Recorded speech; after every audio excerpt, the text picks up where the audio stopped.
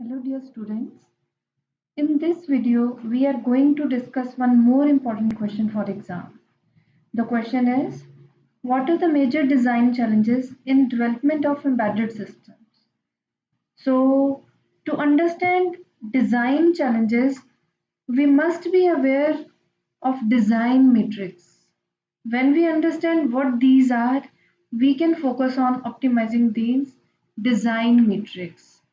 So what are design metrics? A design metric is a measurable feature of a system's implementation. तो अभी developer ने क्या करना है, एक एम्बेडेड सिस्टम को डेवलप करना है, उसको इम्प्लीमेंट करना है. तो किसी भी सिस्टम की जो इम्प्लीमेंटेशन है, अगर हम उसको चेक करना चाहते हैं, उसको कंपेयर करना चाहते हैं, उसके फीचर्स को देखना चाहते हैं, तो हमारे पास कुछ ऐसे मेट्रिक्स होने चाहिए जिनके बेस पे हम उनकी इम्प्लीमेंटेशन को चेक कर सकें. तो there are some commonly used metrics. तो वो कौन कौन से मैट्रिक्स है, यहाँ पे इस क्वेश्चन में आपने उन सारे मैट्रिक्स को डिस्कस करना है. तो सबसे पहला जो इम्पोर्टेंट डिजाइन मैट्रिक्स दिया हुआ है दैट इज NRE कॉस्ट. तो NRE stands for non recurring engineering cost. तो किसी भी सिस्टम की डेवलपमेंट के लिए उसके ऊपर पहले रिसर्च की जाती है, उसके ऊपर काम किया जाता है, और उसकी इस स्टेप को हम इंजीनियरिंग भी कह सकते हैं कि, और उस इंजीनियरिंग के ऊपर कुछ कॉस्ट हमारी जो है वो लगती है, और वो वन टाइम होता है. एक बार सिस्टम डिज़ाइन हो गया तो उसके अकॉर्डिंगली हम नंबर ऑफ उसकी कॉपीज बना सकते हैं, नंबर ऑफ यूनिट जो है वो बाद में मैन्युफैक्चर किए जा सकते हैं विदाउट incurring दैट कॉस्ट. और ये जो NRE कॉस्ट है, क्योंकि ये नॉन रेकरिंग है, तो इसका मतलब है कि ये वन टाइम लगने वाली कॉस्ट है. ठीक है. तो उसके बाद हम जितने मर्जी इसके जो यूनिट्स हैं वो मैन्युफैक्चर कर सकते हैं, प्रोड्यूस कर सकते हैं. तो इसीलिए इसको हम NRE कॉस्ट कह रहे हैं. तो सेकेंड डिज़ाइन मैट्रिक्स जो आपने डिस्कस करना है वो है यूनिट कॉस्ट. तो अभी जैसे हमने कहा कि एक तो वन टाइम कॉस्ट है जो एक ही बार लगनी है, लेकिन सेकेंड टाइप ऑफ कॉस्ट कौन सी है, यूनिट कॉस्ट, जो हर एक यूनिट के मैन्युफैक्चर होने पे लगनी ही लगनी है. If we are manufacturing 100 units, then the cost will be multiplied with 100. If we are producing 5,000 units, the cost will be multiplied with 5,000. तो यूनिट कॉस्ट हमारी एक सिस्टम को प्रोड्यूस करने की कॉस्ट है.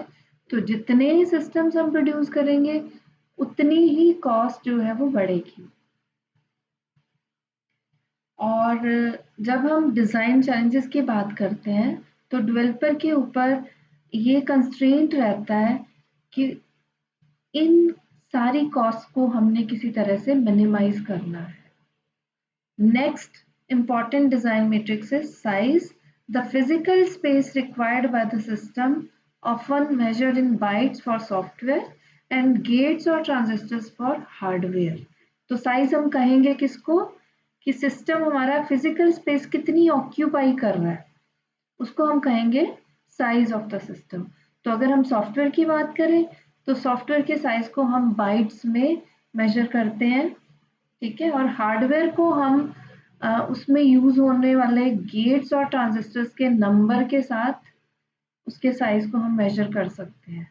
तो एम्बेडेड सिस्टम में कंस्ट्रेंट क्या रहता है, साइज के ऊपर, कि जो भी सिस्टम हम डेवलप कर रहे हैं it should take minimum size, minimum weight, ताकि ये दूसरे सिस्टम जिसके अंदर हम इसको इंक्लूड कर रहे हैं उसका ओवरऑल साइज इसकी वजह से इंक्रीज ना हो. तो next design matrix is performance, the execution time of the system. Performance is execution time, कि कितनी देर में हमारा सिस्टम जो है वो अपनी फंक्शनिंग को करता है, अपने फंक्शन को फुलफिल करता है. तो हमेशा मैट्रिक्स क्या रहेगा, चैलेंज क्या रहेगा, कि सिस्टम की परफॉर्मेंस हमारी अच्छी से अच्छी होनी चाहिए. उसके बाद हम सिस्टम का नेक्स्ट जो मैट्रिक्स है वो है पावर, और हमारी रिक्वायरमेंट क्या रहेगी कि पावर हमारा सिस्टम कम कंज्यूम करे, ठीक है, क्योंकि ज़्यादातर जो सिस्टम्स होते हैं दे आर बैटरी ऑपरेटेड, और जितना हम उनको यूज़ करेंगे बैटरी कम होती जाएगी। और कस्टमर क्या चाहेगा कि सिस्टम ऐसा हो जो एक बार चार्ज करने के बाद देर तक चलता रहे। तो देर तक चलने के लिए हमें क्या चाहिए कि पावर की कंजम्पशन कम हो। तो डेवलपर्स के ऊपर इस चीज़ का भी प्रेशर होता है कि वो ऐसा डिज़ाइन बनाए जिससे सिस्टम जो है वो कम से कम पावर के अंदर ज़्यादा फंक्शंस परफॉर्म कर सके। और सेकेंडली एक पॉइंट ये भी रहता है कि जितनी ज़्यादा पावर कंजम्पशन रहेगी सिस्टम की उतनी ही हीट प्रोड्यूस होएगी, क्योंकि ये इलेक्ट्रॉनिक गैजेट्स हैं, तो जब भी उसके अंदर पावर कंजम्पशन होती है तो हीट प्रोड्यूस होती है। तो हीट प्रोड्यूस होगी तो हमें फिर कूलिंग के लिए भी मैकेनिज्म डेवलप करना पड़ता है। तो next design metric is flexibility, कि हम जो भी एम्बेडेड सिस्टम बना रहे हैं क्या हम उसमें फर्दर चेंजेस इनकॉर्पोरेट कर पाएंगे कि नहीं कर पाएंगे। तो फ्लेक्सिबिलिटी इज रिक्वायर्ड मैट्रिक्स, कि हमारा सिस्टम कितना फ्लेक्सिबल है। और फिर डेवलपर्स के ऊपर क्या प्रेशर है, क्या कंस्ट्रेंट है कि they should develop such A system which can be changed, enhanced easily. Next design metric is time to prototype. तो prototype is a working model of the system, या हम कह सकते हैं कि working version of the system, जिसको run करने के बाद डेवलपर्स को उस सिस्टम की परफॉर्मेंस को चेक करने के लिए या उसको टेस्ट करने के लिए यूज़ किया जा सकता है। तो जितनी जल्दी हमारा प्रोटोटाइप डेवलप होगा उतनी ही जल्दी हमारा फाइनल सिस्टम को हम इम्प्लीमेंट कर पाएंगे। तो डिज़ाइन चैलेंज क्या रहेगा, to minimise this time. Next design metric is time to market. तो पहले तो हमने एक वर्किंग मॉडल बनाया, उसके ऊपर हम टेस्टिंग करेंगे, रन करके देखेंगे, और जब हमारे पास वो सारे इन्हांसमेंट्स हम कर पाएंगे तब जाके हम एक फाइनल सिस्टम को डेवलप कर पाएंगे जिसको हम मार्केट में अब लॉन्च कर सकते हैं। तो उसमें जितना टाइम लगने वाला है उसको हम कहते हैं टाइम टू मार्केट। तो ये जितने भी टाइम्स हैं, डिज़ाइन चैलेंज क्या रहेगा कि इन टाइम्स को किसी ना किसी तरह से हम रिड्यूस कर पाए, क्योंकि जब किसी भी प्रोडक्ट की डेवलपमेंट होती है तो मार्केट में और भी बहुत सारे कंपटीटर्स होते हैं। तो अगर हम अपने प्रोडक्ट को डिज़ाइन करने में ज़्यादा टाइम लगाएंगे, उसको मैन्युफैक्चर करने में ज़्यादा टाइम लगाएंगे, तो हो सकता है कि हमारे कॉम्पिटिटर्स जो है वो मार्केट में अपने प्रोडक्ट को पहले लॉन्च कर दें, तो फिर हमारे प्रोडक्ट की उतनी वैल्यू नहीं रहेगी, हो सकता है उतनी देर में ये ऑब्सोलीट ही हो जाए। तो इसलिए जब भी कोई नया सिस्टम डिज़ाइन होता है, डेवलप होता है, तो रिक्वायरमेंट यही रहती है, डिज़ाइन चैलेंज यही रहता है कि उसके जो टाइमिंग्स हैं उनको हम कंट्रोल कर सके, लिमिट में लेके आ सके। So next design metrics are maintainability, जिसका मतलब है कि एक बार सिस्टम डेवलप करने के बाद भी हमारे पास उसको मेंटेन करने का, एनहांस करने का, उसकी मेंटेनेंस का प्रॉपर सिस्टम हो। तो जो भी सिस्टम डेवलपर्स हैं they should keep in mind during the implementation phase, during the design phase, कि उसके इस तरह से डॉक्यूमेंट्स प्रोक्योर करके रखे जाएं ताकि आने वाले टाइम में भी हम उस सिस्टम को समझ के मॉडिफाई कर पाए।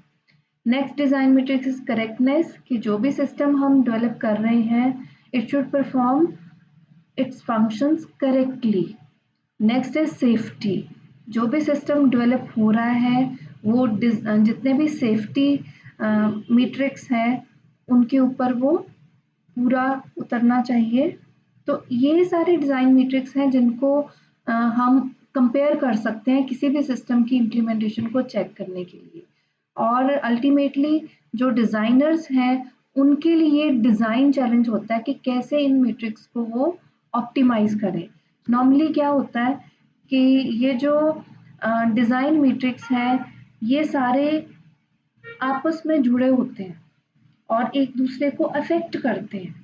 ठीक है, कई बार क्या होता है जैसे इस डायग्राम में हम देख रहे हैं कि अगर हम साइज को रिड्यूस करने की ट्राई करते हैं तो हो सकता है उसको डिज़ाइन करने में हमारी एनरी कॉस्ट जो है वो इंक्रीज हो जाए, या हो सकता है कि पावर कंजम्पशन हमारी बढ़ जाए, और हो सकता है कि परफॉर्मेंस हमारी कम हो जाए, कंपैरेटिवली कम हो जाए।